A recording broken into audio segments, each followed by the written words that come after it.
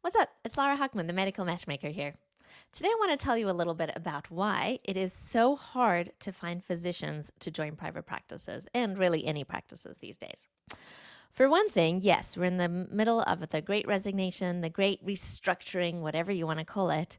But physicians have been hard to hire even before the pandemic, and this has just absolutely made it worse. So there's a few reasons why practices are having such a hard time hiring. And I was just on the phone with a practice that's been looking for a physician for 2 years. And there's nothing wrong with this practice. They're interviewing with physicians, and the physicians end up going to the hospital systems that are offering higher salaries, and all the shiny objects that the hospitals offer you. So here are some of the reasons that I surmise that the practices are having a hard time hiring doctors. For one thing, if someone's looking for a position, they typically go with a higher starting salary. So the private practices often don't offer as high of a starting salary. And this is not always the case, but this is certainly something that hospitals can lure their doctors in with, a high starting salary. They also are luring them with lots of vacation time, low patient volumes. However, your salary is very dependent on RVUs, which is, your patient volume. And so they're offering you low volume while also saying you'll earn well if you see a lot of patients. So, think about that one. So those are for people looking. Other people who are unhappy stay in a position either because they have a non-compete and so they can't go anywhere. And so these private practices can't even find doctors that are in the area because those doctors are legally obligated to not work at those practices. So they're looking for people who are coming from out of town.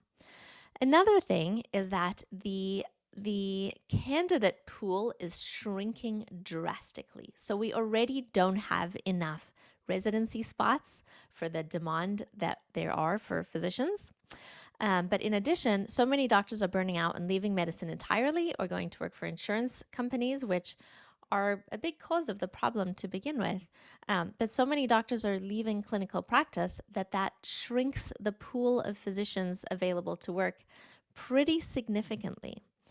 And the other big one, and I would say this is probably the biggest, is that we are the only profession that I know of that will stay in a job even if we are miserable. So we stay because of a sense of obligation to our patients and a sense of obligation to our colleagues. We don't want to leave our colleagues without, shorthanded.